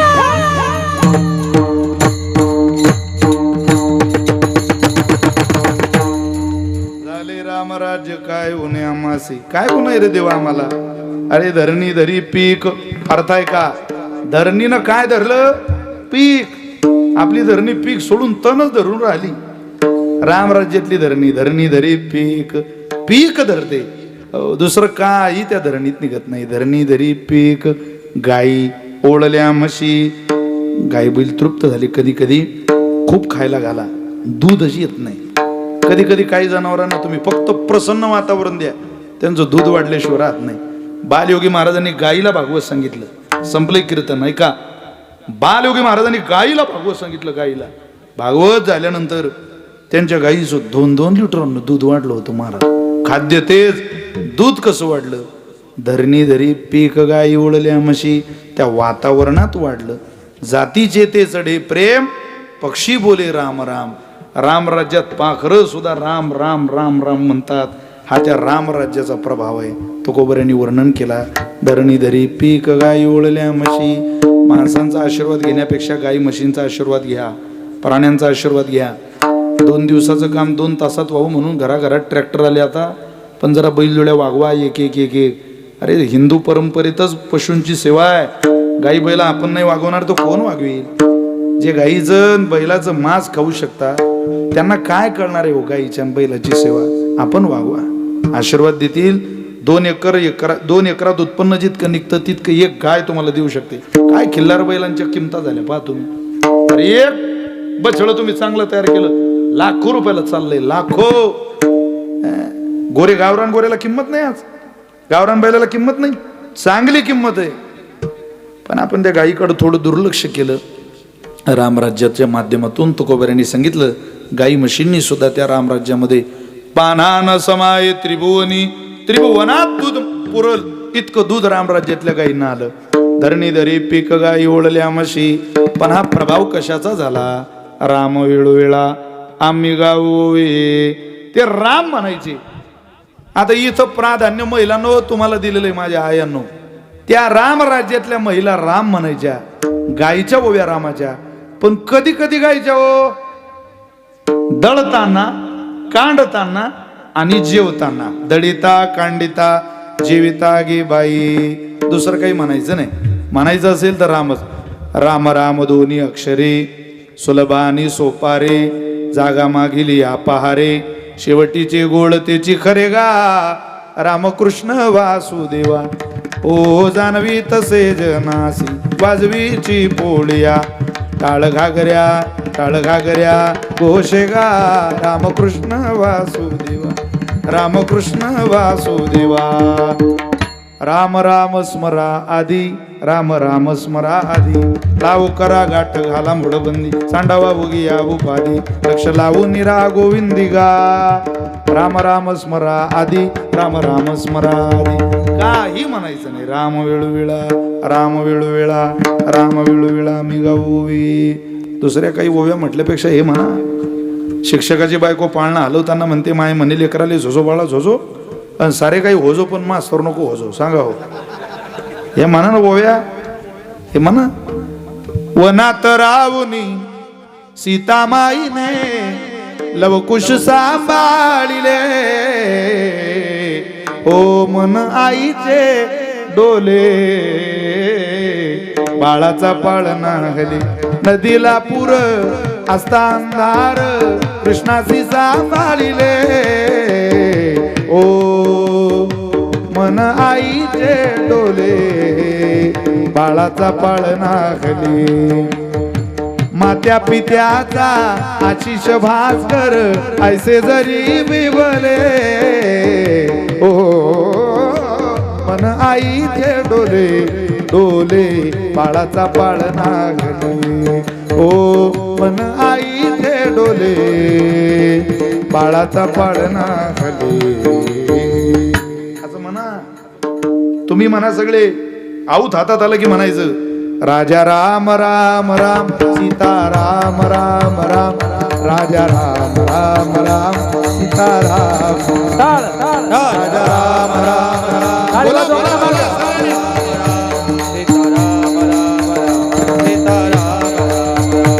राजा राम राम राम सीता राम राम राम राजा राम राम राम सीता राम राम राजा राम. राम राम राम राजा राम राम राम राजा राम राम राम सीता राम राम राम राजा राम राम राम राम राम सीता राम राम राम राम राम राजा राम राम राम सीता राम राम राजा राम. राम राम राम राम सीता राम राम राम राम राम राजा राम राम राम सीता राम राम राम. राजा राम राम राम सीता राम राम राम राजा राम राम राम सीता राम राम राम.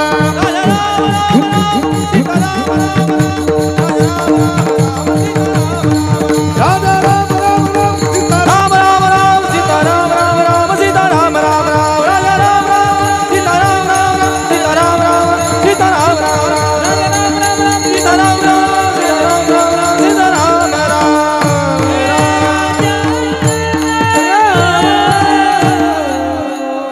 असं म्हणा. पोळ्या लाटताना सासूला शिव्या दिल्यापेक्षा म्हणून तर बा राम राम. दडीता जनाबाईनं दळतानाच म्हटलं दळण दळीतो. किती भावगीत पाठ आहे तुमचे ते सगळे. सुंदर माझे जाते गे फिरते बहुतेके ओया गाऊ कौतुके तू ये रे बावी. आता दळण कांडण हे जरी जमा झालं इतिहासात तरी यादी म्हटलं राम अवतारातली तुर्कोबारीने दिली की दळताना कांडताना जेवताना सर्व कार्य करता हरी बोला. तसं राम त्यांनी म्हटलं. आता दळण कांडण या नवीन मुलींना दाखवावं लागेल कांडण कशाला म्हणता. परवा एक सुनमाय बाजारात पाया पडली. ती सासू म्हणे लग्न झालं बाबा परवा आले नाही तुम्ही. म्हटलं मी कीर्तनाला होतो. सगळे आलते कैलास बुवा ते संतोष बुवा गणेश बुवा चंदू महाराज तुम्ही नाही आले.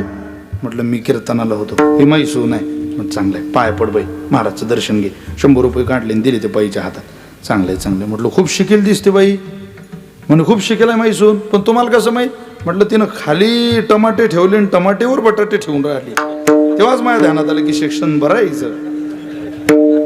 कारण शिक्षणाशिवाय थोडीच करते बाई असं. तिला काय दळण कांडण कळणार आहे. पण राम अवतारात जरा जा. राम अवतारातला आनंद तुम्हाला मला मिळवता येईल किंवा राम राज्य इथं तुम्ही जगात तयार करू शकता असं घडणार नाही. पण हा अभंग एवढ्या करता घेतला की या हनुमान जन्मोत्सवापासून निदान राम राज्यासारखं आपलं घर तरी आपण बनवू. एवढा संदेश कीर्तनातून घरी घेऊन जगाला राम राज्य करू नका. तुमचं घर राम राज्यातलं करा बस. अकबर बादशाच्या पोरगीच्या पायात काटा मोडला. तो म्हणे अख्खे रस्ते मखमलीचे करा. होणार नाही. बिरबल म्हणे आगाऊपणा करू नको. तुझ्या पोरगीला चप्पल आणून भारीत भारी काय रस्ते करून आला. मग रस्ते न जमते का ते. रस्ते मखमलीचे होणार नाही. त्यापेक्षा इलेच चांगली चप्पल आणू हिच्या मापाची. तसं जगाचा नाद करू नका. तुम्ही तुमच्या घराकडे पाहायचं म्हणायचं झाले राम राज्य काय उन्हे आमासी धरणी धरे पीक गाय ओढल्या आमाशी. हे 100% खरं आहे. विशाल महाराज खोलेंचं कीर्तन आहे. 100% खरं आहे. ऐकायची मानसिकता ठेवा. हे काही मी आईच्या पोटातून शिकवून आलं नाही. आपल्या धर्म परंपरेचं आहे. इंटरनॅशनल भिकारी व्हा तेव्हा रामराज्यातलं सुख अनुभवता येतं घेता येतं. मी मालक आहे या राज्याचा असं म्हणू नका. मी या रामरायाचा सेवक आहे. पदर रामाने भरावा आणि पदर रामानेच खाली करावा अशी भूमिका जर असेल तर तुम्हाला सुद्धा मला सुद्धा काही काळ राम राज्यातला अनुभवता येईल. त्या अनुभवामध्ये न्यूनता महाराज म्हटले न्यूनता जागृतीत नव्हती यात नवल नाही. अरे दुःख नावाची गोष्ट राम राज्यात स्वप्नात सुद्धा दिसत नव्हती. स्वप्नी ही दुःख कोणी न देखे डोळा. स्वप्नी ही दुःख कोणी न देखे डोळा. स्वप्नी न दुःख कोणी न देखे डोळा. स्वप्नी दुःख कोणी न देखे डोळा. स्वप्नी ही दुःख कोणी न देखे डोळा. दुःख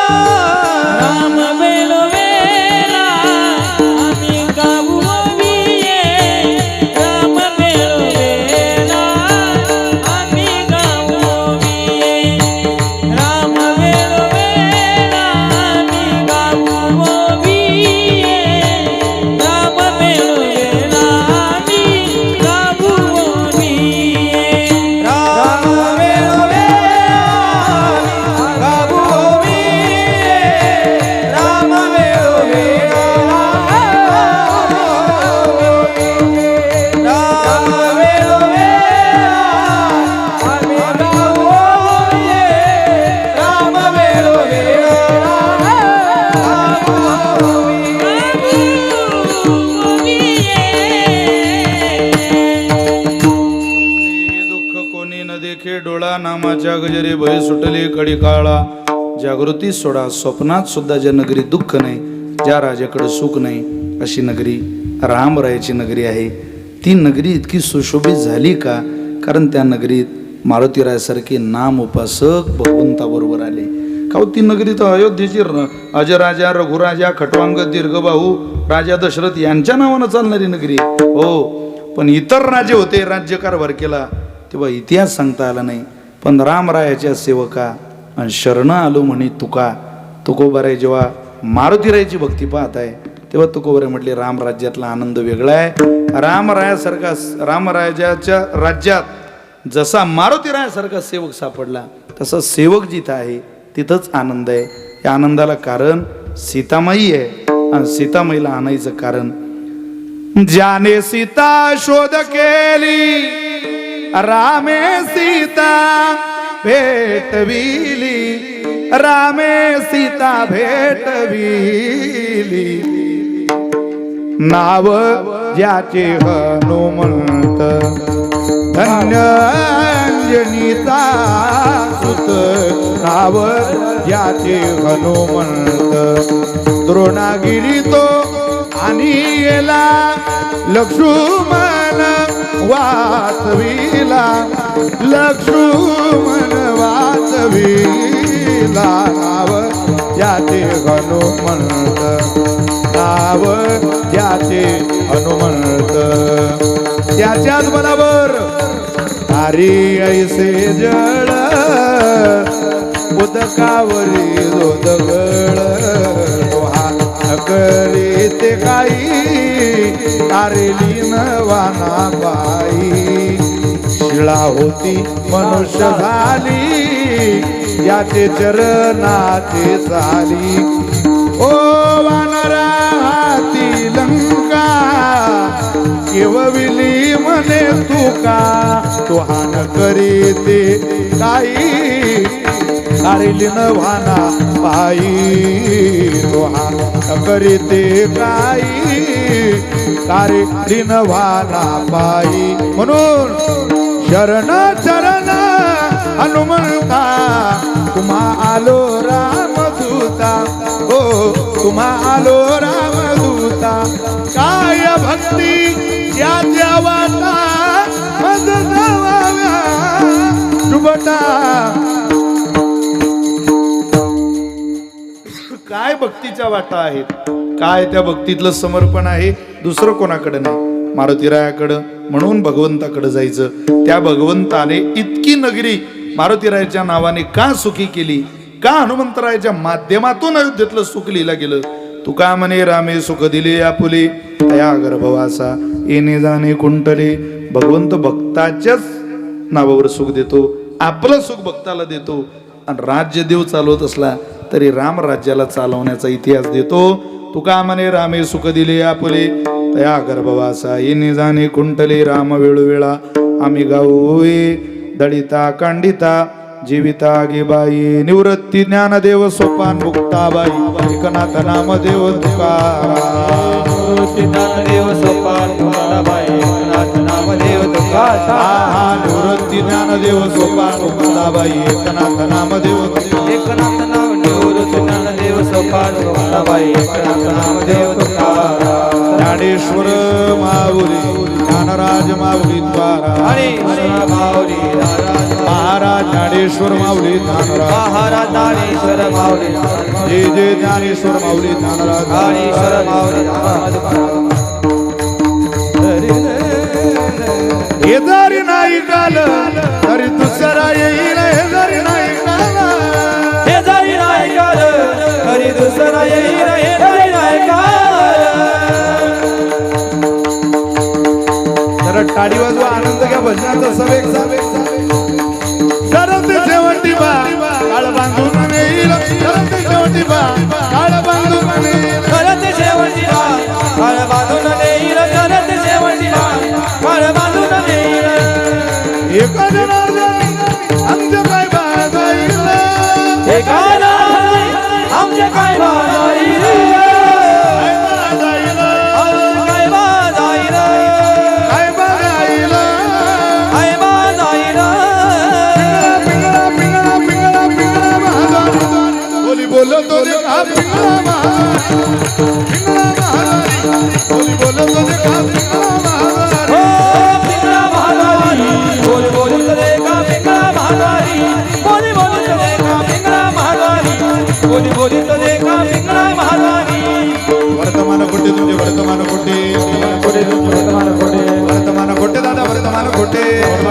ए लटिकन बोलू आम्ही वर्तमान कोटे बोलू आम्ही वर्तमान कोटे लटिकन बोलू आम्ही वर्तमान कोटे बोलू आम्ही वर्तमान कोटे पिंगा गे बाई पिंगा गे बाई पिंगा भिंगा गे बाई भिंगा गे बाई भिंगा गे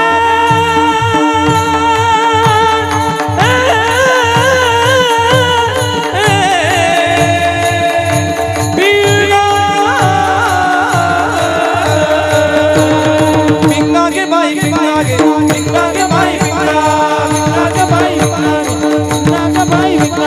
भिंगा गे बाई भिंगा गे बाई भिंगा गे बाई भिंगा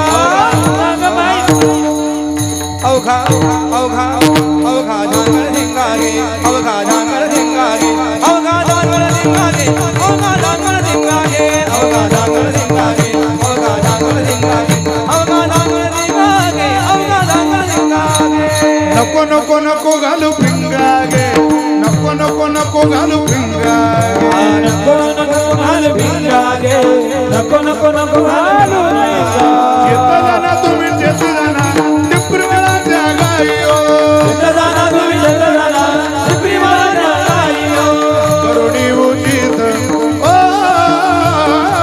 करुणी उचित प्रेम घाली हृदयात ओ ओ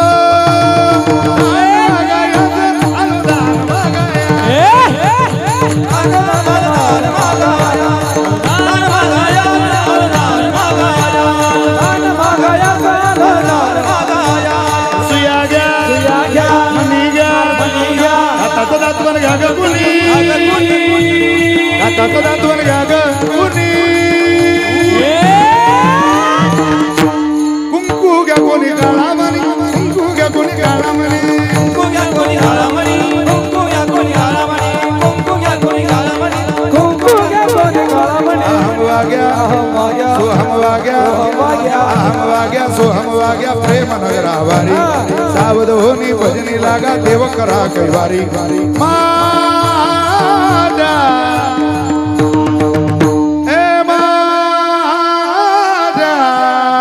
टाळी क्या बात है मल्हारी जीवारी मल्हारी जीवारी मल्हारी जीवारी जीवारी मल्हारी जीवारी मल्हारी जीवारी मल्हारी जीवारी मल्हारी जीवारी और फिरवी तो तुम्ही डुगु डुगु ऐका और फिरवी तो तुम्ही डुगु डुगु ऐका डौर डौर डौर डौर डौर फिरवी तो तुम्ही डुगु डुगु ऐका डौर डौर डौर डौर डौर फिरवी तो तुम्ही डुगु डुगु ऐका डुगु डुगु ऐका डुगु डुगु ऐका डुगु डुगु ऐका डुगु डुगु ऐका सब एक ज्यांचे हात खाली ते वेगळ्या पक्षाचे करा जरा 2 मिनिट पिंगळा महाद्वारी बोली बोलत होते का पिंगळा महाद्वारी पिंगळा महाद्वारी बोली बोलत होते का पिंगळा महाद्वारी ए पिंगळा महाद्वारी बोल बोल बोले का पिंगळा महाद्वारी पिंगळा महाद्वारी बोल बोले का पिंगळा महाद्वारी पिंगळा महाद्वारी बोल बोल बोले का पिंगळा महाद्वारी पिंगळा महाद्वारी बोल बोल बोले का पिंगळा महाद्वारी पिंगळा महाद्वारी बोल बोल बोले का पिंगळा महाद्वारी ए पिंगळा महाद्वारी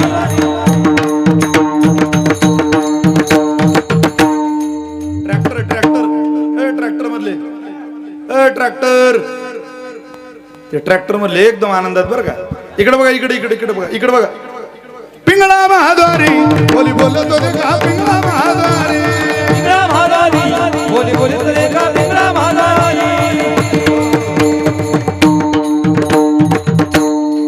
आदरणीय कैलासजी महाराज पवार, आदरणीय संतोषजी महाराज वाघ, आदरणीय गणेशजी महाराज जटाळे, आदरणीय चंदू महाराज पंचाळ, आदरणीय लक्ष्मण महाराज माऊली, ही सगळी गुरुकुलातले विद्यार्थी, आदरणीय शालिकरामभाऊ मुळे परिवार यांना 2 मिनिट थांबा. ज्यांना फार घाई आहे त्यांना जाऊ द्या, आज ना उद्या बिचारे ते सगळे बसा, 2 मिनिट बसा. एकदा सगळ्यांनी जोरदार टाळी या मुळे परिवाराकरता वाजवा. परमात्म्याचा आशीर्वाद त्यांच्या पाठीशी राहो ही प्रार्थना या निमित्तानं करूया. आजच्या दिवस जरा उद्या मला इथून 350 किलोमीटर कीर्तन आहे आणि सकाळी 9 ते 11ची वेळ आहे. त्यामुळं न थांबता तुम्हा सगळ्यांना इथूनच रामकृष्ण हरी करतो. आजचे दिवस कृपा करून मला थांबवण्याचा प्रयत्न करू नका. विठ्ठल जय जय.